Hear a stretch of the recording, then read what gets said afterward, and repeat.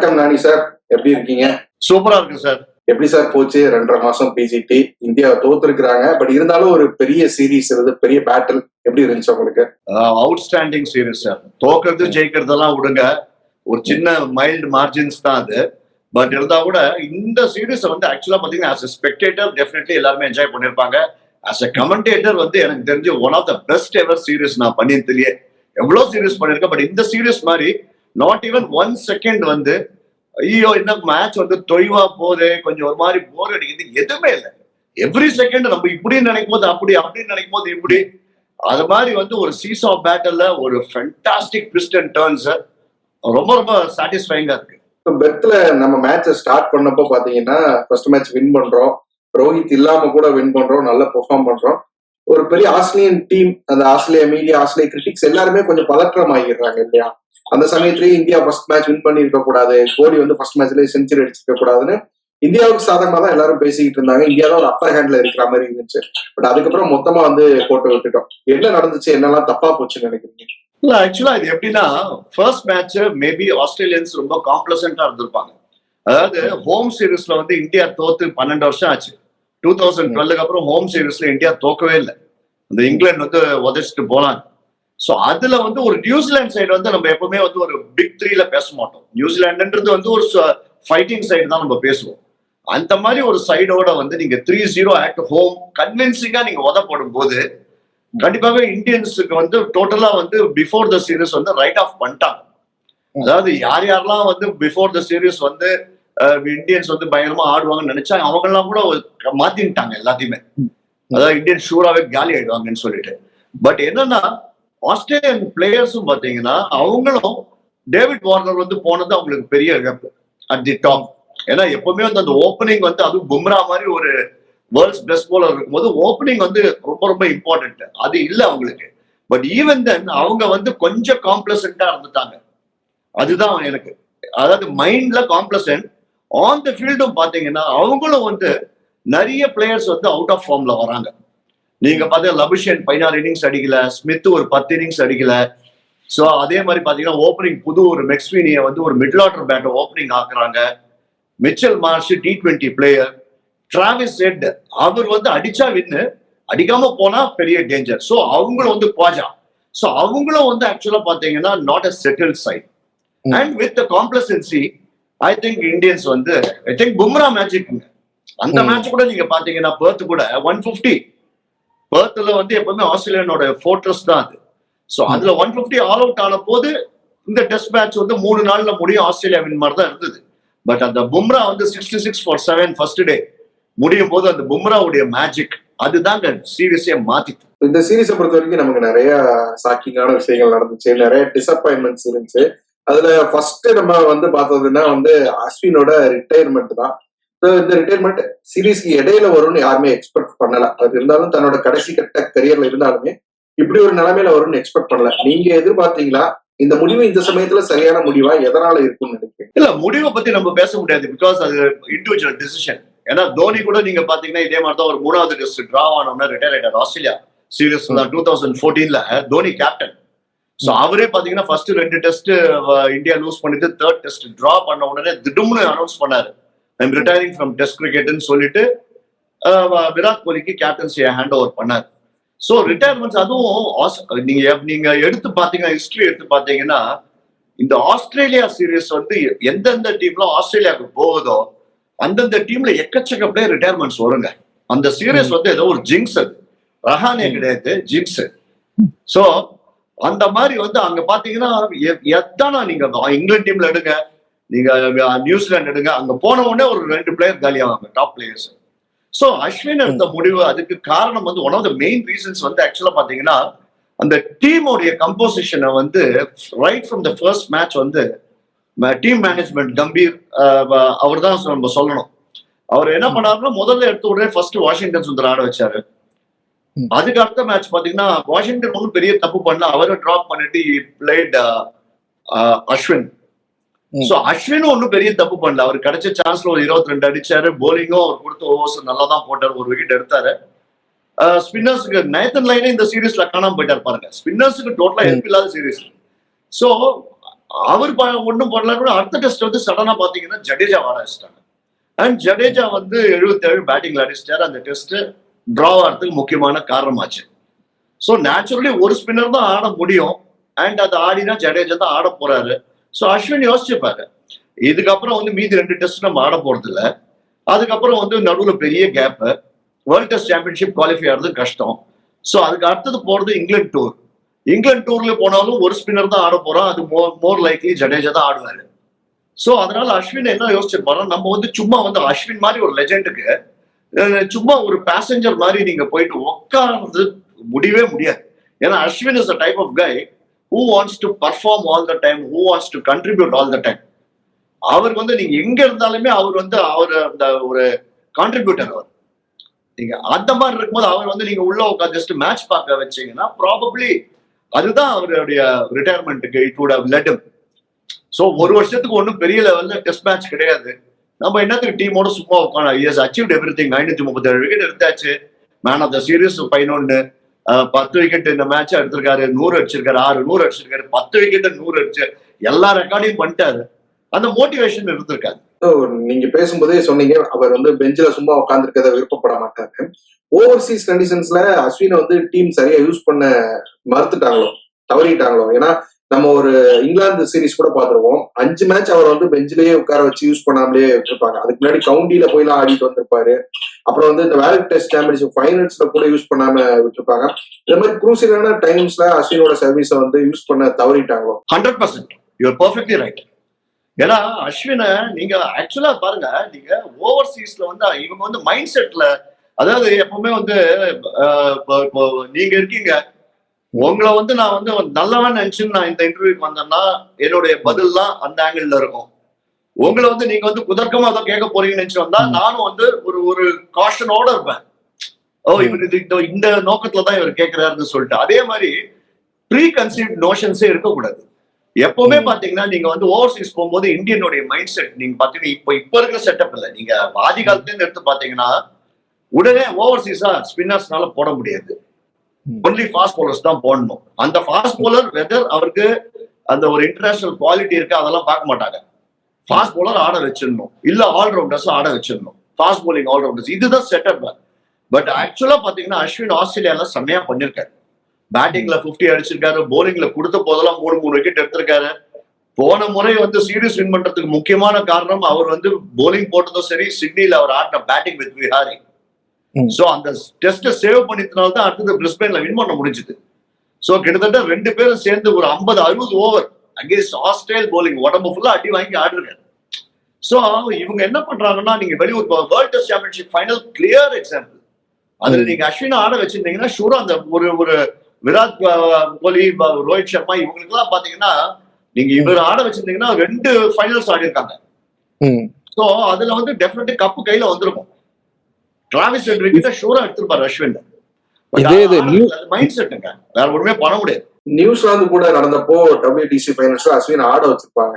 ஒட்டுமொத்த யூனிட்டுமே பெருசா பண்ணாதப்போ அஸ்வின் ரொம்ப சூப்பரா பண்ணிருப்பாரு. ஆனா அந்த WTC முடிச்சுட்டு அடுத்து ஒரு மாசத்துல நடந்த இங்கிலாந்து கூட நடந்த சீரீஸ்ல அஸ்வின் இருந்திருக்க மாட்டாரு. இது என்ன லாஜிக்ல இதை பண்ணாங்க அப்படிங்கிறது யாருக்குமே தெரியாது. அதாங்க ஒரு மைண்ட் செட். இங்கிலாண்டா, லார்ட்ஸா, அவங்களுக்கு ஃபாஸ்ட் பவுலர்ஸ் இருக்காங்க, அவங்க பால் வந்து ஸ்விங் ஆட் தான் போடுவாங்க. ஆக்சுவலா ஒண்ணு நல்லா யோசிக்கணும். அதாவது ஃபாஸ்ட் பவுலர் நல்லா போடுற விக்கெட்ல குட் ஸ்பின்னர்ஸ் கேன் போல். நீங்க ஆஸ்திரேலியன் கண்டிஷன்ஸ் எடுத்துக்கோங்க. ஆஸ்திரேலியன் கண்டிஷன்ஸ் நம்ம ஃபாஸ்ட் பவுலர் சொல்றோம். நேத்தன் லைன் இருக்காரு, இதே ஆஃப் ஸ்பின்னர் தான். அவருடைய கேரியர்ல கிட்டத்தட்ட 300 அவர் எடுத்த 500 விக்கெட் 500 பிளஸ்ல மோர் தென் 350 to 360 விக்கெட்ஸ் வந்து அங்கதான் எடுத்திருக்காரு. அதே மாதிரி கிரேட் ஷேன்வான் எங்க விக்கெட் எடுத்தாரு? ஆஸ்திரேலியால தான் எடுத்தாரு. சோ இது வந்து என்னன்னா மைண்ட் செட் தாங்க. நீங்க கேப்டனுக்கு ஃபர்ஸ்ட் ஒரு பிளேயர் மேல கான்பிடன்ஸ் வேணும். அஸ்வின் கையில நீங்க பால கொடுத்தா அஸ்வின் மாதிரி பிளேயர்லாம் எப்படின்னா, if you motivate him, Ashwin நீ தான் பண்ணி கொடுக்கணும்னு நீங்க சொல்லிட்டீங்கன்னு வச்சுங்க முற்றுவாரு. சோ அந்த மாதிரி ஒரு மைண்ட் செட் இருக்கிறவரை வந்து நீங்க வந்து ஆஸ் அ கேப்டன், அது எந்த கேப்டனுமே பேக் பண்ணல. அதுதான் அது ஒரு மைண்ட் செட்டுங்க. நீங்க ஃபாரின் போனா இந்தியன் ஸ்பின்னர்ஸ் எதுவும் செய்ய முடியாது. அவங்க வந்து ஒரு லெஃப்ட் ஹேண்டர் ஜடேஜா, இவரும் செம்ம பேட்ஸ்மேன், 600 அடிச்சிருக்காரு. ஆனா ஜடேஜாவை ஏன் ப்ரிஃபர் பண்ணுவாங்கன்னா, அவர் லெஃப்ட் ஹேண்டர்னு ப்ரிஃபர் பண்ணுவாங்க. அண்ட் ஆஃப்கோர்ஸ் ஃபீல்டிங் ஜடேஜா வந்து வேர்ல்ட்ஸ் பெஸ்ட் ஃபீல்டர், அது different. Not for is mainly for is bowling. அவர் எடுக்கிறது வந்து left hand batsman and good ஃபீல்டர்னு எடுத்துருவாங்க. சோ அதுதான், வேற ஒண்ணுமே கிடையாது. அகைன் அடுத்து நமக்கு பெரிய ஷாக்கிங்கா இருந்தது ரோஹித்தோட ஃபார்ம் பிளஸ் கேப்டன்சி. இந்த வருஷத்துலதான் வந்து T20 வேர்ல்டு கப் வின் பண்ணி கொடுத்து அதை அவர் வந்து செலிப்ரேட் பண்ணிட்டு இருந்தோம். பட் அடுத்து ஒரு 2-3 மாசத்துலயே தொடர்ச்சியான தோல்விகள். ஹோம் சீரீஸ் வந்து லாஸ் பண்றாங்க. இங்க போய் பும்ரா ஒரு மேட்ச் வின் பண்ணி கொடுக்குறாரு. பட் ரோஹித் உள்ள வந்ததுக்கு அப்புறம் மேட்ச் எல்லாம் தோக்குறோம், டிரா ஆகுது, ரொம்ப பின்னாடி போறாங்க. என்ன நடந்துச்சு ரோஹித்துக்கு? கடைசி மேட்ச்ல ரோஹித்தே இல்ல. கரெக்டுங்க. ஆக்சுவலா வந்து இப்போ நம்ம மெமரி ரொம்ப ரொம்ப ஷார்ட். ஃபர்ஸ்ட் ஆஃப் ஆல் நம்ம எல்லாருக்குமே வந்து மெமரி இஸ் வெரி ஷார்ட். எல்லாருக்குமே பிரசன்ட் தான். நீங்க சினி ஃபீல்ட் எடுத்தா கூட போன படம் வந்து 500 நாள் ஓடி இருந்தா கூட அடுத்த படம் ஃபிளாப்னா கேரியர் ஓவர்ன்றாங்க, ஒரே நாள் தான். சோ நம்ம எல்லாமே வந்து நம்மளோட ஆட்டிடியூட் வந்து எப்படின்னா, அதுவும் இப்ப இருக்கிற ஃபாஸ்ட் வேர்ல்ட்ல ரிசல்ட்ஸ் மேட்டர். நீங்க ரிசல்ட் கொடுக்கலன்னா இது ஒண்ணும் இல்லை. இப்ப பும்ரா ஃபர்ஸ்ட் டெஸ்ட் பார்த்து வின் பண்ணிட்டாருங்க, ஓகேங்க. இப்ப சோ நம்ம வந்து உடனே என்ன சொல்றோம், பும்ரா வந்து சான்ஸே கிடையாது, அடுத்தது ரோஹித் சர்மா வந்த உடனே எல்லாம் உதறா, பும்ராவே இருந்திருக்கலாம், இது ஒரு பேச்சு. சப்போஸ் பும்ரா ஃபர்ஸ்ட் டெஸ்ட் தோத்து இருந்தாருன்னு வச்சுக்கோங்க, இல்லப்பா பும்ரா வந்து குட் பவுலர்ப்பா, கேப்டன்சி தான் ரோஹித் வரணும்பா வேர்ல்ட் கப் அடிச்சவர். இதே தான் நம்ம எல்லாரும் பேசுறது வந்து நம்ம எப்படி வேணா பேசலாம், because we are on the other side. So Bumrah வந்து எப்படி ஃபர்ஸ்ட் டெஸ்ட் வின் பண்ணாருன்றது நம்ம கொஞ்சம் ரிவைண்ட் பண்ணி பார்த்தோம்னா, அல்ல வாட் கேப்டன்சி எஃபெக்டட்னு நீங்க பார்க்கணும். அதாவது பும்ராவுடைய கேப்டன்சினால என்ன வின் பண்ணணும். ஆக்சுவலா பாத்தீங்கன்னா 180 ஆல் அவுட். நியாயமா பாத்தீங்கன்னா 180 ஆல் அவுட்டுக்கு ஆனதுக்கு அப்புறம் ஆஸ்திரேலியா 350 அடிச்சிருப்பாங்க. அடிச்சு இன்னிங்ஸ் டிஃபிட் வாங்கியிருப்போம். இதுதான் நடந்திருக்கணும். பெர்த் எப்பவுமே அவங்களுடைய ஃபோர்த். சோ அந்த மாதிரி இருக்கும். அங்க என்ன நடந்தது, அந்த ஃபர்ஸ்ட் டே ஈவினிங்குள்ள பும்ரா போட்ட அந்த ஒரு ஸ்பெல் வந்து என்ன பண்ணிட்டுன்னா, டோட்டலா ஆஸ்திரேலியன்ஸை ரேட்டில் பண்ணிருக்கு. 104 ஆல் அவுட் ஆயிட்டாங்க அந்த இன்னிங்ஸ். அதுக்கப்புறம் வாட் ஹேப்பன், அதுக்கப்புறம் கூட மேட்ச் வாஸ் நாட் ஒரு மாதிரி இந்தியா கையில வரல. அதுக்கப்புறம் ஜெய்ஸ்வால் ஒரு செம பிக் இன்னிங்ஸ், ராகுலோடைய batting, followed by Virat Kohli கடைசியில் அண்ட் நிதிஷ் ரெட்டியோட பேட்டிங், இதெல்லாம் சேர்ந்து ஒரு ஹியூஜ் ஸ்கோர் வந்த அப்புறம் ஃபர்ஸ்ட் இன்னிங்ஸ் பும்ரா போலிங்ல ரேட்டில் ஆனவங்க, செகண்ட் இன்னிங்ஸும் they had no answers. So இதுல வந்து பும்ரா தி போலர் அவர் வந்து இன்ஸ்பயர் பண்ணாரு. அது வந்து ஈவன் கூட inspired as a bowler. Rohit Sharma captain பண்ணும்போது இப்போ T20 வேர்ல்ட் கப் எப்படி வின் பண்ணணும், நம்ம 16 ஓவர் போது மேட்ச் வந்து சவுத் ஆப்பிரிக்கா கையில இருந்தது. அந்த பும்ரா போட்ட 2 ஓவர் அதுலதான் வந்து கப்பு வந்தது. சோ அதாவது it is always Bumrah the bowler. அவருடைய போலிங் தான் நம்ம சொல்லணுமே தவிர பும்ராவோட கேப்டன்சி, அதாவது கேப்டன்சின்றது நம்ம வச்சு பார்க்கும்போது சில கேப்டன்ஸ் இருக்காங்க, கேப்டன்சி ஜீனியஸ்ல வந்து மேட்சை வின் பண்றது, ஒரு பயங்கர ஒரு மூவ் பண்ணுவாங்க, வேற தானே ஒரு ஒரு ஒரு திடீர்னு ஒரு ப்ரமோஷன்ல கொடுப்பாங்க, ஒரு பேட்ஸ்மேனை கீழே மேல ஆட வைப்பாங்க, எங்கேருந்தோ ஒரு போலரை ஒரு பார்ட் டைம் போலரை வச்சு 2 விக்கெட் எடுப்பாங்க. சோ இந்த மாதிரி ஒரு ஃபீல்ட் செட் பியூட்டிஃபுல்லா பண்ணுவாங்க. இப்ப தோனி வந்து போலாடுக்கு முன்ன செட் பண்ணாரு தெரியுமா, ஸ்ட்ரெயிட்ல. சோ இதெல்லாம் தான், அதாவது சடனா அவுட் ஆஃப் பாக்ஸ் திங்க் பண்ணி ஒரு விஷயத்த பண்றது கேப்டன்சி. பட் பும்ரா வந்து வின் பண்ணியது வந்து நல்ல decent captain, inspire through his bowling. Bumrah Siraj impress ஆனாரு, அதுக்கப்புறம் ராணா அவருனால பாத்தீங்கன்னா இன்ஸ்பயர் ஆனாரு. சோ உடனே பாத்தீங்கன்னா எல்லாருமே நல்லா போட்டு திடீர்னு டீம் வந்து பில்ஜெல். எப்பவும் வின் பண்ணும் போது டீம் ரொம்ப ரொம்ப க்ளோஸா வருங்க. அது வந்து பாத்தீங்கன்னா அந்த ஸ்பிரிட் வந்துடும். சோ ரோஹித்தோட கேப்டன்சியை நம்ம பெருசா குறை சொல்ல வேணாம் அப்படிங்கிறீங்க இல்லையா? இல்ல, குறை சொல்ல வேண்டாம் நான் சொல்லுங்க. ரோஹித்துக்கு என்ன இருக்குன்னா பாருங்க, அவர் முதல் டெஸ்ட் ஆடல, அந்த டெஸ்ட் வின் பண்ணிட்டாங்க. அடுத்த டெஸ்ட் வந்தாருன்னா பிங்க் பால்ல ஆஸ்திரேலியா தோத்ததே கிடையாது. அடிலைட்ல பிரிஸ்பேன்ல தான் ஒரு மேட்ச் தோத்துருக்காங்க. சோ அடிலைட்ல definitely Australia would have won irrespective of whoever led. அந்த மாதிரி தான் இருக்கு. ஸ்டார்க் வந்து எப்பவுமே பிங்க் பால்னா கலகிடுவார். சோ அதை தோத்துட்டாரு. இப்ப என்ன ஆயிடுச்சுன்னா அந்த பிரஷர் அவர் மேல வந்திருக்கு. ஸ்ட்ரெயிட் அவே ரோஹித் சர்மா மேல பிரஷர் வந்து என்ன, பும்ரா வின் பண்ணி கொடுத்தா நீ வந்தோடனே தோத்து போச்சு, அந்த மேட்ச் நீ பேட்டிங்ல அடிக்கல. சோ இந்த பிரஷர்லயே அடுத்த மேட்ச் போறாரு, திருப்பி கெட்ஸ் அவுட். சோ மெல்பர்ன் வரும்போது அந்த மேட்ச் டிராவ் ஆயிருக்கு. சோ அதுக்கப்புறம் மெல்பர்னுக்கு வரும்போது full pressure Rohit Sharma as a batsman, as a captain, எல்லா பிரஷரும் அவர் தள்ள விழுந்திருக்கு. சோ அந்த மாதிரி இருக்கும்போது ஆக்சுவலா பாத்தீங்கன்னா அவர் திருப்பியும் பேட்டிங்ல ஃபெயில்ஸ். அந்த ஸ்பேஸ் கிரிக்கெட் மட்டும் ஒண்ணுங்க, நிறைய பேசலாம், நம்ம டெக்னிக்கை பத்தி பேசலாம். தலை விழுது, ஃபுட் ஒர்க் இல்ல, ஒரு ஷோல்டர் ஓபன் ஆகுது, இப்படி ஆகுது அப்படி ஆகுது, எல்லாம் பேசலாங்க. Technically you can talk 100 things. Virender சேவாக்கு வந்து ஒரு வாட்டி பாய்காட் வந்து சொன்னாரு, நீ வந்து பேட்டிங் ஆடும்போது உன் கால்ல வரல, உன் தலை இந்த பக்கம் இருக்கு, அப்புறம் உன்னோட கை வந்து ஸ்லிப்பு கிட்ட ஃபேஸ் ஆயிருக்கு அப்படின்னு எல்லாம் உடனே பாய்காட்டு கிட்ட வந்து சேவாக் என்ன சொன்னாரு, சரி இதெல்லாம் பாக்குற நீ பாரு, பட் பால் எங்க போயிருக்கு பாரு, கிரவுண்ட் விட்டு வெளில போயிருக்கிறாரு. சோ அதுதான் ஃபைனலா வந்து what matters is the end result. Sehwag வந்து ஹை ஹேண்ட் கோஆர்டினேஷன். அவர் மாதிரி யாருங்க அடிச்சிருக்காங்க? 300 அடிச்சிருக்காரு, 293. அவர் வேர்ல்டு இருக்கிற அத்தனை ஃபாஸ்ட் பவுலர்ஸையும் அடிச்சிருக்காரு. சோ அதனால it's more in the mind. தென் உங்க மைண்ட் அந்த ஸ்பேஸ்ல இல்லைன்னா எல்லாமே ராங்கா தான் போகும். ரோஹித் சர்மாவோட ஒரு நல்ல டெஸ்டிங்ஸ் ஆட முடியும் அப்படிங்கறத நம்ம நிறைய பார்த்துட்டு வரோம். ஒரு இங்கிலாந்து சீரீஸ்ல வந்து ஃபுல்லா வந்து ரொம்ப நல்லா பண்ணியிருப்பாரு, நிறைய பால்ஸ் லீவ் பண்ணி பொறுமையா நின்று ஆடுவாரு. பட் இந்த சீரீஸ்ல பொறுத்த வரைக்கும் பார்த்தோன்னா முதல்ல ஒரு மொமெண்டம் கொடுக்குற மாதிரி ஒரு ஸ்டார்ட் கொடுக்கணும்னு ட்ரை பண்ணாரு. ஒரு தப்பான ஷார்ட் செலக்ஷன் நிறைய இருந்துச்சு. மேபி அந்த அப்ரோச் மாத்தி இருந்தா ரோஹித்துக்கு கிளிக் ஆயிடும். 100% அவர் வந்து ஆக்சுவலா பாத்தீங்கன்னா இந்த சேஸ் பண்ணும்போது 340 சேஸ் பண்ணும்போது, இன்ஃபேக்ட் நான் ஒரு ட்வீட் கூட போட்டிருந்தேன், இந்த கமெண்ட்ரிக்கு உட்காரத்துக்கு முன்னாடி இந்த ட்வீட்டை போட்டேன், Rohit Sharma can change every thing with this innings சொல்லிட்டு. அதுல வந்து அவர் முதல்ல அவர் யூஸ்வல் T20 ஒன் டேல ஆடுற ரோஹித் சர்மா மாதிரி அப்ரோச் பண்ணியிருந்தாருன்னா அதாவது சில பேர் வந்து அவங்க கேம் தாங்க ஆடணும். ரிஷப் பந்த் ஃபெயில் ஆன போது உலகமே திட்டித்து. நான் சொல்லியிருந்த ஒன்னே ஒன்று தான், Rishabh Pant should play like Rishabh Pant. அவர்னால இந்த டிஃபென்சிவ் கேம் ஆட முடியாது. அவர் வந்து அடிக்கிற கேம் தான் அவருக்கு. சோ டீமுக்கு வந்து நீங்க மீதி 5 பேர் 7 பேட்ஸ்மேன் ஆடுறீங்க, 5 பேர் நீங்க தள்ளி தள்ளி ஆடுங்க. 2 பேர் இந்த மாதிரி மேட்ச் வின்னர்ஸ் மாதிரி இவங்க வந்து they should play their own game. நம்ம கிருஷ்ணமாச்சாரி ஸ்ரீகாந்த் என்ன பண்ணிருந்தாங்க, இந்தியன் டீம்ல கவாஸ்கர் எல்லாரும் இருந்தாங்க. ஸ்ரீகாந்துக்கு லைசன்ஸ் கொடுத்தாங்க, நீ போய் அடி அவுட் ஆனா பரவாயில்லன்னு. எவ்வளவு மேட்சஸ் வின் பண்ணி கொடுத்துருக்காரு. சோ அதுதான் ரொம்ப முக்கியம், எவ்வளவு மேட்சஸ் டீமுக்கு வின் பண்ணி தராங்க அவங்க பேட்டிங்னால. Rishabh Pant can win a match of his own. Rohit Sharma T20 world கப்ல பார்த்தோம், அவர் கொடுத்த ஸ்டார்ட்ஸ். 50 ஓவர் வேர்ல்ட் கப்ல பார்த்தோம் அவர் கொடுத்த ஸ்டார்ட்ஸ். சோ ரோஹித் சர்மா வந்து இந்த சீரீஸ் அவருக்கு பேட் சீரீஸ், அவ்வளவுதான். உடனே நம்ம வந்து இல்ல ரோஹித் சர்மா விராட் கோலி என்ன இவனுக்கு ரன்னே வரல, இவங்களுக்கு எல்லாம் போச்சு முடிஞ்சுது அவனெல்லாம் அனுப்புங்க. ஏங்க லெஜெண்ட்ஸுங்க, லெஜெண்ட்ஸ வந்து சும்மா அப்படியே வந்து அவங்க எவ்வளவு பண்ணிருக்காங்க. ஒரு சீரீஸ் பண்ணிட்டான்னா உடனே நம்ம அதான் இந்த T20 கிரிக்கெட்ல வந்ததுனால மைண்ட் செட் என்ன இருக்குன்னா, we want heroes every day. அதுதான் பிரச்சனை நமக்கு. டெய்லி நம்ம ஒரு இப்ப கான்ஸ்டாஸ் 60 அடிச்சாரு, ஹீரோ ஸ்ட்ரெயிட் அவே. ஆஸ்திரேலியன் பப்ளிக் ஃபெயில் ஆயிட்டு இருக்காரு. இப்ப இன்னும் ஒரு 3 ஆயிடுத்து. பட் ஆஸ்திரேலியா வின் பண்ணிட்டதுனால இந்த விஷயம் தெரியாம போயிடும். இன்னும் ஒரு 4 இன்னிங்ஸ் ஃபெயிலியர் ஆயிட்டாருன்னு வச்சுக்கோ, அவ்வளவுதான்மா, அதெல்லாம் ஒன் ஆஃப் இன்னிங்ஸ்மா, அதெல்லாம் வேஸ்ட்மா, அதெல்லாம் லோக்கல் பிளேயர்மா அப்படின்னு உடனே அப்படியே மாத்திடுவாங்க. அவ்வளவுதான் விஷயம்.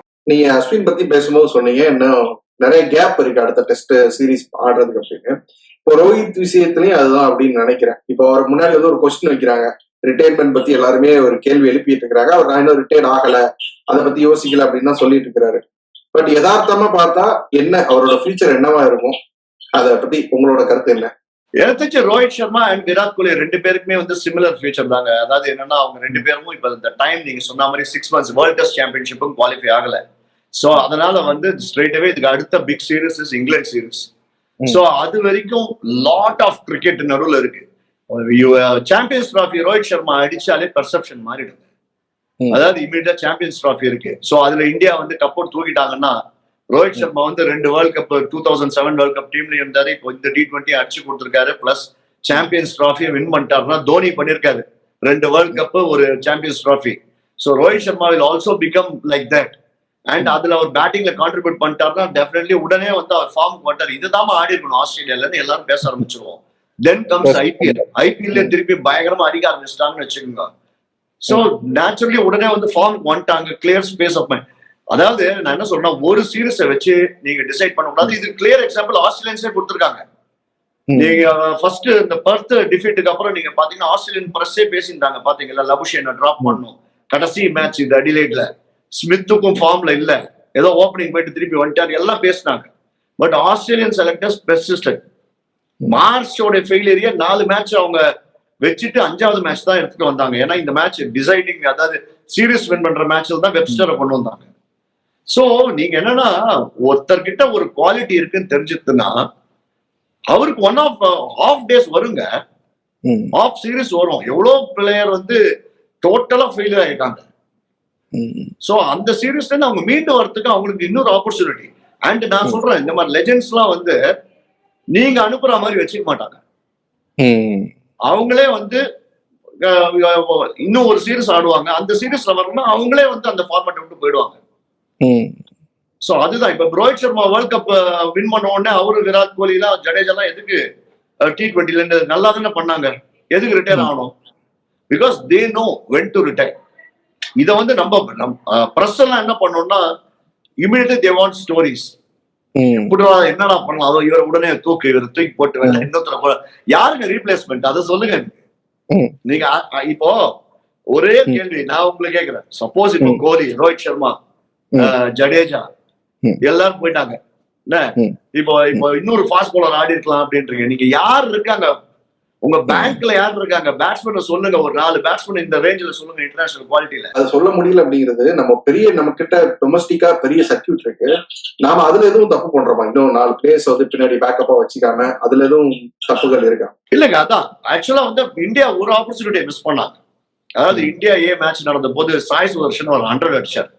அப்ப he was fit. அதுக்கப்புறம் தான் அவருக்கு இந்த கிராண்ட் இன்ஜுரி வந்தது. இங்க வந்து இந்தியாவுக்கு வந்துட்டு ரஞ்சி டிராஃபி மேட்ச் 2 மேட்ச் ஆடிட்டு அதுக்கப்புறம் தான் அந்த இன்ஜுரி வந்தது. அப்புறம் ஆபரேஷன்லாம் ஆகி இப்போ இங்கிலாந்துல இருக்காரு. சோ ஒரு இன்ஃபார்ம் பேட்ஸ்மேன் இருக்கும்போது படிக்கல வந்து இறக்கி விட்டாங்க. படிக்கலும் இருந்தாரு, பட் கரெக்டா அந்த நம்பர் 3 ஸ்பாட்டுக்கு சாய் சுதர்ஷன் அப்படியே கில்லுக்கு பதில் ஃபிட் ஆயிருப்பாரு. சோ அங்க அண்ட் சாய் சுதர்ஷன் ஏற்கனவே எக்ஸ்பீரியன்ஸ் இன் சவுத் ஆப்பிரிக்கால போய் இன்டர்நேஷனல் லெவல்ல 1 டே டெபு பண்ணாரு, 50 எல்லாம் அடிச்சாரு. சோ அவரு இறக்கி விட்டுருக்கலாம். இவங்களும் குரூம் தாங்க பண்றாங்க. ஜுரேல வந்து ஃபர்ஸ்ட் மேட்ச் இறக்கி விட்டாங்க. சோ கொஞ்சம் கொஞ்சமா தாங்க நீங்க எடுத்து வைக்கணும். நீங்க ஒரு ஆஸ்திரேலியால எக்ஸ்பீரியன்ஸ் பிளேயர்ஸுக்கே கஷ்டங்க. ஆஸ்திரேலியா டூர்னாலே எல்லாருக்குமே கஷ்டம். 100 அடிச்சவங்க எல்லாம் கூட அங்க போயிட்டு பொட்டலமா இருக்காங்க. ஜோ ரூட் வந்து நம்ம இவ்வளவு பேசுறோம், ஜோ ரூட் ஃபேப் 4 அவர் மாதிரி பிளேயர் கிடையாதுன்னு. அவர் ஆஸ்திரேலியால இன்னும் 100 கூட அடிக்கல. So Australia is a tough place. அங்க போயிட்டு நீங்க பர்ஃபார்ம் பண்றது கஷ்டம். இந்தியன்ஸை நம்ம அப்ரிஷியேட் பண்ணணும். கடைசி 2 டூர்ல அவங்க பண்ண பர்ஃபார்மன்ஸ் தான் இதுக்கு காரணம். அதுக்கு முன்னாடி இந்தியா எப்ப வின் பண்ணிருக்கு ஆஸ்திரேலியால? பண்ணிட்டே கிடையாது. அந்த நீங்க ஈடன் கார்டன்ஸ்க்கு அடுத்த டூர் கூட பாத்தீங்கன்னா ஈடன் கார்டன்ஸ்ல அந்த விவிஎஸ் லட்சுமண் டிராவிட் இன்னிங்ஸ் அந்த சீரீஸை வின் பண்ணோம் 2-1 இந்தியா. திருப்பி நம்ம ஆஸ்திரேலியா போன போது நம்மளால வின் பண்ண முடியல. நல்லா ஆடணும், சீரீஸை வின் பண்ண முடியல. சோ 2008லயும் பாத்தீங்கன்னா அந்த பர்த் வின் பண்ணோம், பட் சீரீஸை வின் பண்ண முடியல. Australia is a very tough place.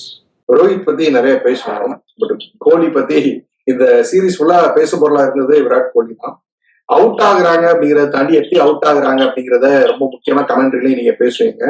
Our out ஆனது பூராமே அவுட் சைட் ஆஃப் ஸ்டம்ப்ல ஸ்லிப்ல தான் கேட்ச் ஆகியிருக்கிறாரு, இல்ல கீப்பர் கிட்ட கேட்ச் ஆகியிருக்கிறாரு.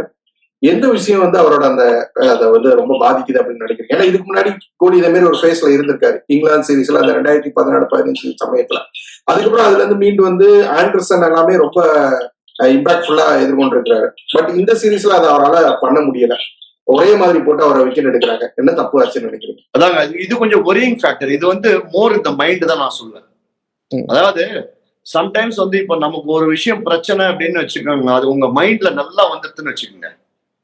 அந்த விஷயம் நீங்க வந்து மைண்ட்ல அது இருந்துட்டே இருக்கிற வரைக்கும் அந்த விஷயத்த நீங்க தப்பு தான் பண்ணுவீங்க. நீங்க வந்து டோட்டலா அதை வந்து அந்த ஃபியர் ஆஃப் டிஸ்மிசல் போயிடணும். இது வந்து ஆக்சுவலா இந்த பேடி அப்டான்லாம் இருக்காரு தெரியுமா, கண்டிஷனிங் மென்டல் கண்டிஷனிங் கோச் இருக்காங்க. அவங்கள மாதிரி ஆளுங்க வந்து ஆக்சுவலா பாத்தீங்கன்னா இதை எப்படி வெளில வரணும்னு சொல்லுவாங்க. ஏன்னா இப்ப நீங்க கோலி அவுட் ஆனது பாத்தீங்கன்னா இங்கிலாந்து அவுட் ஆனது வந்து ஸ்விங் ஆகும் பால். அந்த ஆண்டர்சன் மாதிரி போலர்ஸ் வந்து ஃப்ரண்ட் ஃபுட்ல கவர் டிரைவுக்கு இவருடைய ஃபேவரட் ஷாட்டுக்கு போடும்போது அந்த ஸ்விங்னால திருப்பி அவுட் ஆயிட்டு இருந்தாரு. பட் இந்த சீரீஸ்ல பாத்தீங்கன்னா மேல போட்ட பாலுக்கு அவுட் ஆயிருக்காரு, ஷார்ட் பாலுக்கும் அவுட் ஆயிருக்காரு, குட் லெக் பால்ஸுக்கு, பட் அந்த அவுட் சைட் ஆஃப் போட்டாலே அவுட் ஆயிருக்காரு. So he is thinking more about getting out there. So அதை விட்டுட்டு அந்த மைண்ட்ல இருந்து அதை எப்படி எடுத்து வெளியே தூக்கி, இப்போ சில பிரச்சனைகள்லாம் நமக்கே வந்து வாழ்க்கையில நிறைய பிரச்சனைகள் இருக்கும். அந்த பிரச்சனைகளை நீங்க நினைச்சிட்டே இருந்தீங்கன்னு வச்சுக்கோங்க, அது இன்னும் பூதாகரமா தான் உங்களுக்கு வெடிக்கும். சோ நீங்க அந்த பிரச்சனையை வந்து தூக்கி நீங்க வெளியே போட்டுட்டு என்ன ஒண்ணு ஆயிட்டு போறதுன்ற மாதிரி நீங்க வந்தீங்கன்னா உங்களுக்கு அது ஒரு இது வந்து மைண்ட் சைட்ல ப்ராபப்ளி நான் வந்து ஆக்சுவலா பார்த்தீங்கன்னா ஐ எம் நாட் என்ன சொல்றது கோலிக்கு வந்து சொல்ற அளவுக்கு எனக்கு கிடையாது. இருந்தா கூட சும்மா நான் ஒரு லேமேனா நான் சொல்றது என்னன்னா, கோலி அவுட் ஆகுறது வந்து 4th and 5th ஸ்டெம்பில் அவுட் ஆயிட்டு இருக்காரு. ஸோ மேபி அவர் மிடில் அண்ட் லெக்ஸ் கார்டு எடுக்கிறதுக்கு பதிலாக மேபி ப்ராபப்ளி அவர் வந்து ஆஃப் ஸ்டம்ப் கார்டு எடுத்துட்டு உள்ள வர பாலுக்கு மட்டும் ஆடிட்டு இனிஷியல் ஒரு 15-20 ரன்னுக்கு உள்ள மட்டும் மெல்பர்ன் டெஸ்ட்லயும் நம்ம சிட்னி டெஸ்ட்லயும் பார்த்தோம்னா கூட சின்ன ஒரு மாற்றம் தெரிஞ்சது இல்ல. ஆனாலுமே அவரால் பண்ண முடியும். ஏன்னா மிடில் அண்ட் லெக்ல ஓப்பனா நின்னாரு. அதுக்கு முன்னாடி பார்த்தோம்னா க்ளோஸா இந்த மாதிரி விஷயங்கள் மாத்தினாரு கொஞ்சம். பட் இருந்தாலும் பிரச்சனை இருந்துச்சு. அதான் சார், மாத்தினா கூட மைண்ட்ல இருந்து ஃபர்ஸ்ட் அதை தூக்கி போடணும் சார்.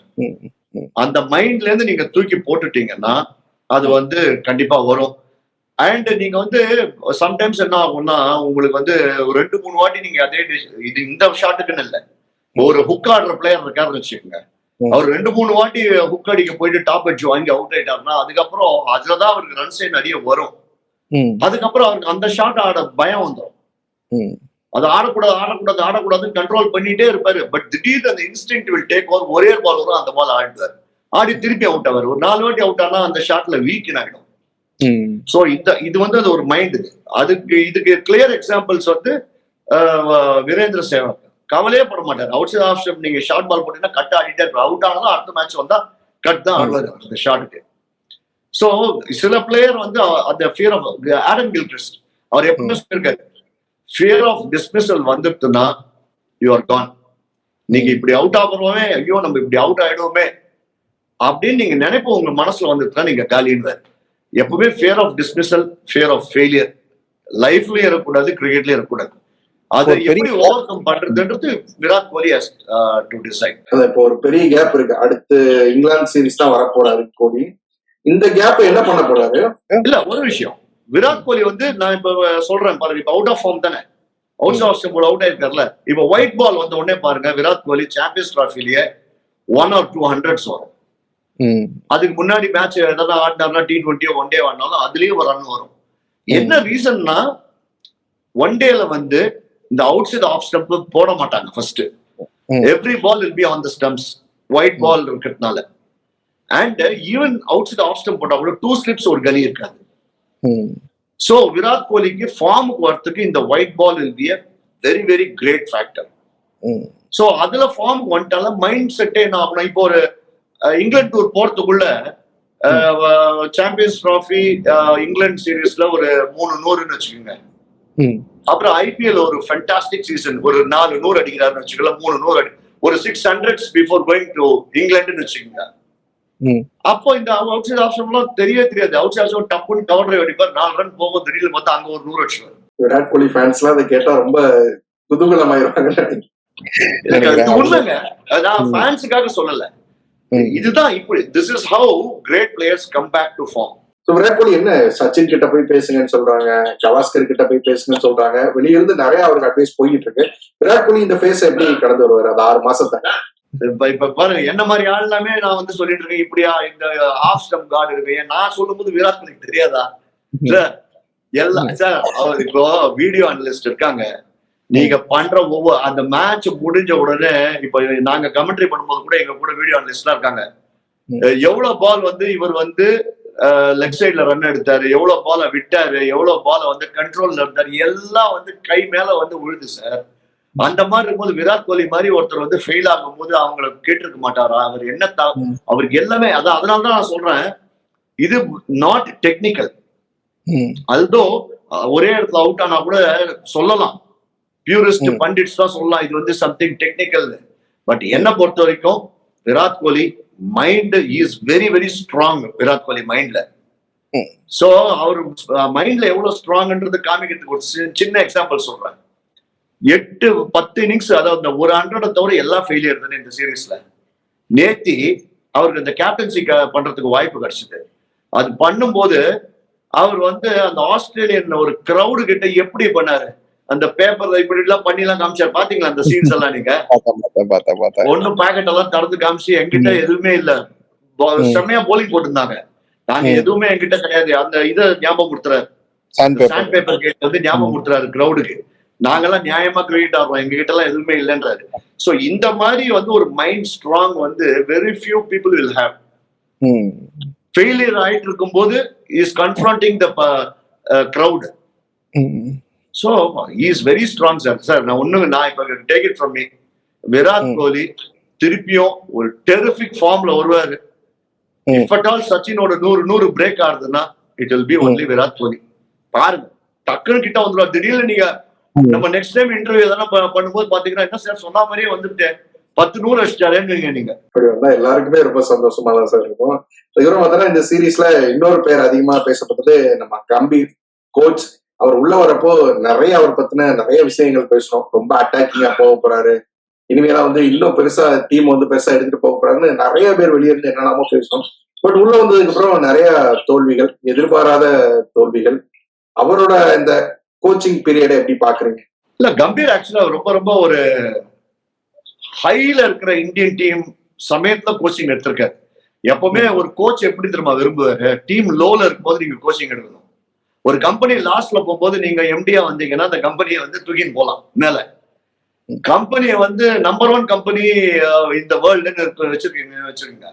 அந்த சமயத்துல வந்து நீங்க வந்து கம்பெனி எடுத்தீங்கன்னா இது அதுக்கு மேல நீங்க போக முடியாது. அப்ப நீங்க இறங்குறதுக்கு தான் சான்ஸ் ஜாஸ்தி. இது சூப்பர் ஸ்டார் மாதிரி இருக்கு. நீங்க சூப்பர் ஸ்டாரா இருக்கும்போது நீங்க வந்து நம்பர் 2 வந்து உங்களை வந்து பின்னாடியே இடிச்சுட்டு இருப்பாரு, நம்பர் 3 பின்னாடி வந்துட்டு இருப்பாரு. சோ அங்கேதான் நீங்க கஷ்டம். கம்பீர் எடுத்த ஃபேஸ் வந்து ஆஸ் அ கோச் அவருக்கு வெரி வெரி டெஸ்டிங் டைம். ஒண்ணு. ரெண்டாவது, அப்ரோச் ஆஃப் கம்பீர் வந்து சம்வாட் சிமிலர் டு கும்ப்ளே. அதாவது நம்ம கிரிக்கெட்ல பாத்துருக்கோம், கோச்சஸ் டிஃபரெண்ட். ஃபாரின் கோச்சஸ் விட்டுருங்க, ஃபாரின் கோச்சஸ் வந்து சும்மா ஒரு நேம் தான் அவங்க. சோ வந்துட்டு அவங்க எப்படி பண்ணுவாங்கன்னா அவங்க பட்டும் படாமலாம் பண்ணுவாங்க, accept Greg Chappell. So Greg Chappell தான் பாத்தீங்கன்னா அவரும் வந்து பாத்தீங்கன்னா ஒரு ஸ்ட்ரிக்டா பண்ணி பிளேயர்ஸ் இப்படி இருக்கணும், நோ சூப்பர் ஸ்டார்ஸ் அப்படி எல்லாம் பண்ணியிருக்காரு. பட் நம்ம ஒரு விஷயத்த நல்லா அக்செப்ட் பண்ணிக்கணும், இந்தியன் கிரிக்கெட்ல எக்கச்சக்க சூப்பர் ஸ்டார்ஸ். இந்தியால கிரிக்கெட் இஸ் நம்பர் 1, அப்புறம் தான் சினிமா. சோ அந்த மாதிரி இருக்கும்போது they are all super stars, we have to accept. அந்த மாதிரி இருக்கும் சூப்பர் ஸ்டார்ஸை வந்து. அண்ட் ஆல்சோ முன்னையாவது வந்து சூப்பர் ஸ்டார்ஸ் பணம் அவ்வளவு இருக்காது. இப்போ ஐபிஎல் வந்த அப்புறம் தே ஆர் ஹியூஜுங்க. சோ அவங்க ஒவ்வொருத்தரும் தே ஆர் அ பிராண்ட். அந்த மாதிரி இருக்கும்போது சூப்பர் ஸ்டார்ஸை ஹேண்டில் பண்றதுக்கு வந்து டெஃபினெட்லி நம்ம ஒரு ஸ்கூல் மாதிரியோ அந்த மாதிரி பண்ண முடியாது. ரவி சாஸ்திரி எப்படி பண்ணாரு, எப்படி ரிசல்ட்ஸ் வந்தது? He was more like a friend. So Ravi Shastri Virat Kohli எப்படி ஜெல் ஆனாங்க? Virat Kohli full time coach ஆகுறதுக்கு முன்னாடி டீம் கூடயும் டிராவல் பண்ணிக்கிட்டுமே இருந்தாரு கொஞ்சம். அது கரெக்ட், டீம் கூட டிராவல் பண்ணிட்டு இருந்தாரு, கமெண்டேட்டரா இருக்காரு. பட் அவரு கோச்சா இருக்கும்போது என்ன பண்ணாரு, டீமை வந்து நல்லா வந்து எல்லாரையும் ஃப்ரெண்டு மாதிரி வச்சிருந்தாரு. அந்த அட்மாஸ்பியரே பாத்தீங்கன்னா அந்த ஆடும்போது ஃபுல் 100% கொடுங்க, கிவ் தம் எ பஞ்ச் அப்படி இப்படின்னு. சோ செஸ்ட் தூக்கிட்டு அவர் பண்ணும்போதே பாத்தீங்கன்னா அந்த ஒரு எனர்ஜி வரும். கமெண்ட்ரியில பண்ணும்போதே எனர்ஜி வருது இல்ல, இட்ஸ் ஸ்டார்ட் டைம் அப்படின்னு சொல்லும் போதே பயமா அதிருது. சோ அந்த மாதிரி அவர் என்ன பண்றாருன்னா அந்த எனர்ஜியை வந்து நீங்க ஃபீல்ட்ல காமிங்க. அதுக்கப்புறம் once the match is over அப்படியே அவங்க தோல்ல கை போட்டுட்டு அவர் ஜாலியா வெளில போறாரு. ஹோட்டலுக்கு போறதோ வெளில போறதோ ஜாலியா போறாரு. So when you come to that Indian team, it is only man management. அந்த லெவல்ல வந்துட்டு நீங்க வந்து திருப்பியும் வந்து 5 ரவுண்ட் கிரவுண்ட் ஓடு காத்தால ஸ்ட்ரிக்டா வந்து நீங்க ஸ்ட்ரிக்ட் ஆபீசரா நீங்க இருக்க முடியாது. ராகுல் டிராவிட் எவ்வளவு பியூட்டிஃபுல்லா ஹேண்டில் பண்ணார் டீம் பாத்தீங்கல்ல. ஒண்ணு இன்டர்ஃபியர் பண்ணல, அவருடைய ஸ்டைல்ல அவர் வந்து எல்லாரையும் தட்டி கொடுத்துட்டு எல்லாருக்கும் ஃப்ரீடம். ரோஹித் சர்மாக்கு எப்படிங்க ஃப்ரீடம் கொடுத்தாரு? வேர்ல்ட் கப்ல 10 மேட்ச் நம்ம தொடர்ந்து வின் பண்ணோமே, எப்படி ஃப்ரீடம் கொடுத்தாரு அவரு? நீ போய் ஓப்பனிங்ல போய் உன் இஷ்டத்துக்கு உன் கேம் ஆடு, நீ அவுட் ஆனாலும் பரவாயில்ல. அதனாலதான் நம்ம 10 கேம் வின் பண்ணோம்.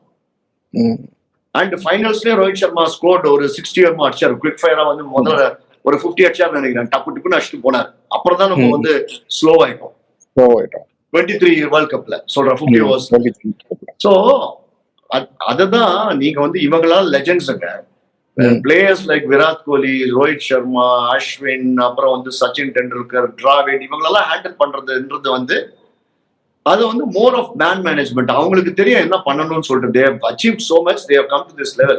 So Gambhir will learn. எனக்கு தெரிஞ்ச வரைக்கும் அவர் he will learn எப்படி எடுத்துட்டு போறதுன்ட்டு. மேபி அவரோட இந்த ஆட்டிடியூட் தான் வந்து அவர் என்ன சொல்ல நினைக்கிறாரோ அதை பிளேயர்ஸ் வந்து புரிஞ்சுக்க முடியாம போகுது. ஏன்னா பிரஸ் மீட்ல பேசுறப்பெல்லாம் ஒரே நாள்ல 400 அடிக்கணும்னாலும் நாங்க அடிக்கணும், 2 நாள் நின்று டிரா பண்ணனாலும் பண்ணணுங்கிறாரு. பட் இதை வந்து பிளேயர்ஸ் வந்து சரியா எடுத்துக்கிட்ட மாதிரி தெரியல இது வரைக்கும் பார்க்கும் போது. இல்லங்க, அகைன் இட்ஸ் ப்ரெஷர்ல. ஒரே நாள்ல நீங்க 400 அடிக்கலாம் அடிக்கணும், 3 நாள் நீங்க டிரா பண்ணாலும் பண்ணணும். அது எல்லாருக்கும் தான் பண்ணணும்னு தெரியும், எனக்கு தான் தெரியும் 3 நாள் டிரா பண்ணணும்ட்டு. So but you are putting ப்ரெஷர்ல. அது எப்படி நீங்க வந்து பிளேயர்ஸ் கிட்ட எடுத்துட்டு போய் சேர்க்கறதுன்னு இருக்குல்ல.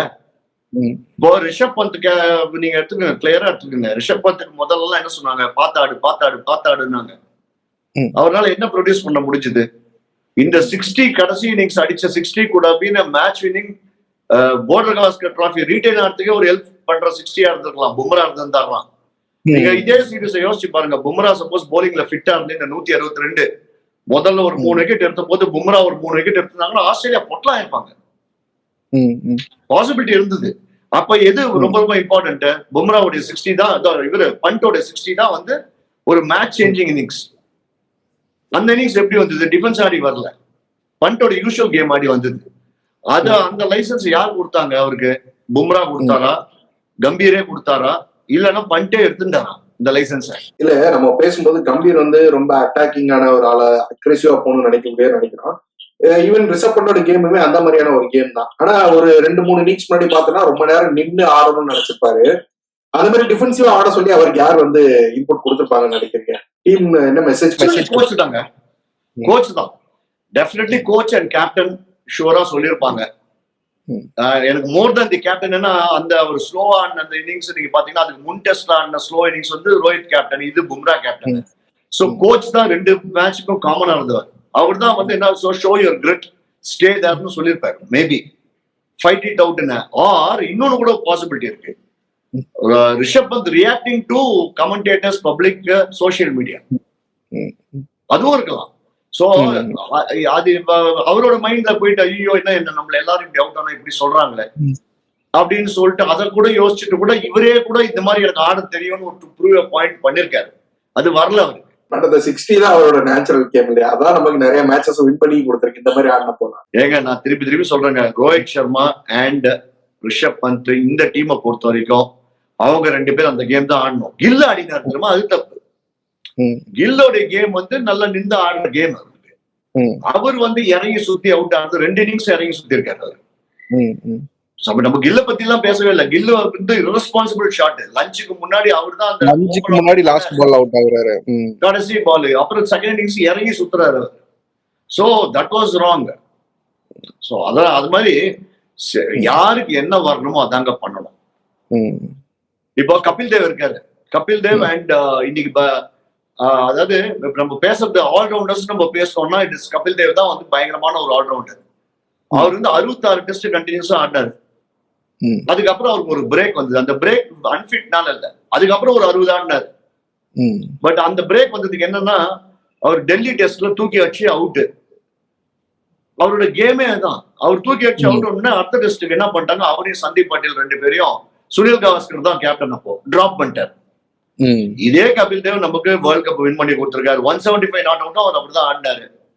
அதே மாதிரி லார்ட்ஸ்ல வந்து ஃபாலோ ஒன் அவாய்ட் பண்றதுக்கு ஹெமிங்சன் 4 பால் 4 6 அடிச்சாரு. அடிச்சு ஃபாலோ ஒன் அவாய்ட் பண்ண போது 4 பால் இறங்கி தான் சுத்தினாரு. சோ அவர் கேம் அதுதான், அதை ரியலைஸ் பண்ணும். துடும்னு நீங்க அடிக்கும் போது கை தட்டிட்டு அவுட் ஆன உடனே இரஸ்பான்சிபிள்னு சொல்றது நான் என்னைக்குமே ஒத்துக்க மாட்டேன். யாருக்கு என்ன கேம் வருமோ அதுதான் ஆடணும். நிறைய விமர்சிக்கிற மாதிரி நிறைய பேசிட்டோம். ஆனா இந்த சீரீஸ்ல ரொம்ப பாசிட்டிவா இருந்த விஷயம் வந்து பாத்தீங்கன்னா ஒண்ணு பும்ரா, இன்னொரு பக்கம் பார்த்தோன்னா ஜெய்ஸ்வால சொல்லலாம். ஒரு ஃபர்ஸ்ட் ஆஸ்திரேலியா டூர்ல ஆஸ்திரேலியன் பிளேயர்ஸே ரொம்ப அவரை பத்தி பாசிட்டிவா பேசுறாங்க, அந்த அளவுக்கு ஆடி இருக்கிறாரு. இந்த 2 பேரை பத்தி சொல்லுங்களேன். 32 wicket Bumrah, man of the series தோத்தப்போ கூட. ஏங்க இந்த சீரீஸ நான் வந்து சொல்லணும்னா இட் இஸ் பும்ரா வர்சஸ் ஆஸ்திரேலியாங்க, வேற எதுவுமே நான் சொல்ல மாட்டேன். ஜெய்ஸ்வால் பர்ஃபார்மன்ஸ் இருக்கலாம், KL ராகுல் நல்லா ஆடி இருக்கலாம், விராட் கோலி ஒரு ஆட் செஞ்சுரி அடிச்சிருக்கலாம், மற்றபடி எல்லாருமே அங்கங்க பர்ஃபார்ம் பண்ணி, நிதிஷ் ரெட்டி 100 அடிச்சாரு. பட் மைனஸ் பும்ரா இந்த சீரீஸ் வந்து 5-0 ஆயிருக்குங்க, மழை வராம இருக்கா. So it was Bumrah versus Australia. இதுக்கு மேல பும்ராக்கு கிரெடிட்டே. அதாவது ஒரு ஆஸ்திரேலியன் டீமுக்கு எதிராக ஆடும்போது, ஒரு டீமுக்கு எதிரையே கஷ்டப்படுற போது நம்ம we are saying Bumrah versus Australia. அந்த அளவுக்கு வந்து பும்ராக்கு நான் கிரெடிட் தரேன். Is the world's best bowler. அதாவது அவர் வந்து மால்கம் மார்ஷல், வசீம் அக்ரம் இந்த மாதிரி கிரேட்ஸோட அவரை வந்து ஈஸியா ஒப்பிடலாம். சோ அந்த மாதிரி ஒரு இம்பாக்ட் எவ்ரி பால். சாரி, இது ரொம்ப நல்லா இருக்குல்ல. இந்த ஒரு பவுலர் வந்து ஒரு டீமை பத்தி முழுசா தாங்கிட்டு இருக்கிறது. ஒட்டுமொத்த கிரிக்கெட் ரசிகர்களுமே வந்து பும்ராவை தான் நம்பிக்கிட்டு இருக்கிறாங்க. இப்படி ஒரு பெரிய பேட்டர், ஒரு பெரிய சூப்பர் ஸ்டார் அப்படி நம்பிக்கிட்டு இருப்போம். பட் இப்போ ஒரு பவுலர் பும்ராவை நம்புறோம் நம்ம. அது ரொம்ப நல்லா இருக்குல்ல. கண்டிப்பாங்க. ஒரு காலத்துல வந்து நீங்க அதான் சொல்றேன், கவாஸ்கர் காலத்துல கவாஸ்கர் அவுட் ஆனார்னா இந்தியா காலின்றுவாங்க. அப்புறம் கொஞ்சம் விஸ்வநாத் கான்ட்ரிபியூட் பண்ணார், ஜிஆர் விஸ்வநாத். அதுக்கப்புறம் சச்சின் அவுட் ஆனா டிவி ஆஃப் பண்ணதுதான் எவ்வளவு பேர் இருக்காங்க. சச்சின் அவுட் ஆனா காலின்ற மாதிரி டிவி ஆஃப் பண்றது. சோ இது எல்லாமே பாத்தீங்கன்னா பேட்ஸ்மேன் தான். ஒரு போலர் இல்லைன்னா டீம் காலின்றது பும்ரா தான். இந்த மாதிரி ஒரு இம்பாக்ட் எனக்கு தெரிஞ்சு ஹிஸ்டரி ஆஃப் ப்ராபபிளி யார சொல்லலாம்னா முத்தையா முரளிதரன் சொல்லலாம். ஸ்ரீலங்காக்கு முத்தையா முரளிதரன் ஆடலன்னா அந்த மேட்ச் தோத்துருவாங்க அப்படின்னு சொல்லலாம். அவர் தான் அந்த இம்பாக்ட். ஷேன்வான் கூட கிடையாது. ஏன்னா ஷேன்வான் இருக்கும்போது நீங்க கூட மெக்ரா இருப்பாரு, கில்லஸ்பி இருப்பாரு, யாருன்னா பிளெமிங், யாருன்னா ஒருத்தர், ஒரு பிரெட்லி, ஒரு 3 போலர் இருப்பாங்க. அவங்க மெக்கில வச்சு நிறைய வின் பண்ணிருக்காங்க ஷேன்வான் இல்லாமலே. வேற பும்ரா இல்லைன்னா நீங்க வந்து மேட்ச் காலின்றது வந்து இந்த இம்பாக்ட் எனக்கு தெரிஞ்சு வேர்ல்ட்ல வேற எனக்கு டக்குன்னு ஞாபகம் இல்ல. அந்த மாதிரி போலரே இல்ல. So Bumrah is one of a kind. He is genius again. And coming to Jaiswal really ரொம்ப இம்ப்ரெஸ்ட். அதாவது நீங்க ஆஸ்திரேலியால போய் ஃபர்ஸ்ட் டூர்ல இந்த மாதிரி ஸ்டார் கிரிக்கெட்டெல்லாம் வந்து நீங்க ஆடுறதுன்றது வந்து இது வந்து நெக்ஸ்ட் இம்பாசிபிள். 1992ல Sachin Tendulkar another one from Mumbai பண்ணாரு. இதே மாதிரி பெர்த்ல ஒரு 100 அடிச்சாரு, சிட்னில ஒரு 100 அடிச்சாரு, அதெல்லாம் பண்ணாரு. பட் இவர் வந்து எக்ஸ்ட்ராடனரி. லிட்ரலி இந்த வயசு 22 வயசுல full fleshed Australia attack, Hazlewood, Cummins, Boland எல்லாரும் 161, 70, 80 ஒரு ஆக்சுவலா பாத்தீங்கன்னா அவர் வந்து இந்த சீரீஸ்ல 400 அடிச்சிருக்கோம். சோ 2 முறை 80ல அவுட் ஆயிருக்காரு, ரன் அவுட் ஆயிட்டார் ஒரு மேட்ச். So outstanding. ரியலாவே இவர் வந்து ஜெய்ஸ்வால் வந்து நெக்ஸ்ட் ஒரு 10 வருஷத்துக்கு இருப்பாருங்க எனக்கு தெரிஞ்சு. அதுவும் இவர் அவுட் ஆகிறதுக்கே மனசு வராத ஒரு ஆள் ஜெய்ஸ்வால். சோ அதனால நெக்ஸ்ட் வால் வந்து இந்தியாவுக்கு ஜெய்ஸ்வால் தான். ஸோ நம்ம பார்டர் கவாஸ்கரை பத்தி நிறைய பேசிட்டோம் சார். கடைசியா என்னன்னா சாம்பியன்ஸ் டிராஃபி அடுத்த ஒரு பெரிய தொடர், ஐசிசி தொடர் என்ன எதிர்பார்க்கலாம்? இந்தியாவோட மேட்சஸ் மட்டும் துபாயில இருக்க போகுது. என்ன மாதிரி கண்டிஷன்ஸ் இருக்கும்? இந்தியாவுக்கு சாதகமா இருக்குமா? எப்படி இருக்கும் அந்த தொடர்? உங்களோட எக்ஸ்பெக்டேஷன்ஸ் என்ன? இந்தியாவுக்கு கிரேட் அட்வான்டேஜ்ங்க. சாம்பியன்ஸ் டிராஃபி எனக்கு தெரிஞ்ச ஃபேவரட்ஸ் இந்தியா. 2 ரீசன். அதாவது இப்போ நீங்க மத்தபடி பாத்தீங்கன்னா இப்ப நீங்க பாகிஸ்தான்ல கூட நல்லா ஆடுறாங்க. ஆஸ்திரேலியாவில் அடிச்சாங்க ஒன்னேல, சவுத் ஆப்பிரிக்காவில் அடிச்சாங்க. சோ பாகிஸ்தான் நல்ல டீம் மாதிரி தான் இருக்கு, ஆஸ்திரேலியா நல்ல டீம் தான் இருக்கு, சவுத் ஆப்பிரிக்கா நல்லா ஆடுறாங்க. எல்லாம் இருந்தாலும் கூட இந்தியாவுக்கு ஒரு பெரிய அட்வான்டேஜ்னா இந்த ஏஷியன் கண்டிஷன்ஸ்ல வந்து சப்கான்டினென்ட் கண்டிஷன்ஸ் இதுல எல்லாம் வந்து போலிங் வந்து அந்த அளவுக்கு பெரிய லெவலில் எடுபடாது. நீங்க சொல்ற ஆஸ்திரேலியா, பாகிஸ்தான், சவுத் ஆப்பிரிக்கா இந்த டீம்ஸ்லாம் more of a fast bowling unit, spinners ரொம்ப கம்மி. ஸோ இந்தியா பொறுத்த வரைக்கும் ஸ்பின்னர்ஸும் நல்ல ஸ்பின்னர்ஸ் இருக்காங்க, வெரைட்டி ஆஃப் ஸ்பின்னர்ஸ் இருக்காங்க. And of course batting, Indian batting ரொம்ப சாலிட். நான் திருப்பி எக்ஸ்பெக்ட் விராட் கோலி, ரோஹித் சர்மா இவங்க எல்லாருமே டு ஃபயர். KL ராகுல், ஜெய்ஸ்வால் எல்லாருமே வந்து ஃபயர் பண்றதுக்கு இவங்கெல்லாம் ஐ திங்க் டீம் செலக்ஷன் இன்னும் டீம் வரல. ஸோ டீம் வந்து யார் எடுத்தாலுமே இந்த கண்டிஷன்ஸ்ல, சப்கான்டினென்ட் கண்டிஷன்ஸ்ல, துபாயில ஆட போற கண்டிஷன்ஸ்ல பேட்ஸ்மேன் வில் ரூல். அண்ட் இந்தியாவோட டிரா பாத்தீங்கன்னா India, Pakistan, New Zealand and I think Bangladesh. So India definitely semifinalist. So 2 good matches from there. So India are very very strong favourites. In fact India, அதாவது மேக்ஸிமம் சான்ஸ் வந்து India வந்து will win the champions trophy. Super, thank you so much. ரொம்ப நேரம் நிறைய விஷயங்கள் பத்தி பேசணும், உங்க டைம் கொடுத்து நிறைய விஷயங்கள் பத்தி நிறைய விரிவாவே பேசுனீங்க. அதுக்கு ரொம்ப நன்றி. Thank you so much sir. Thank you sir.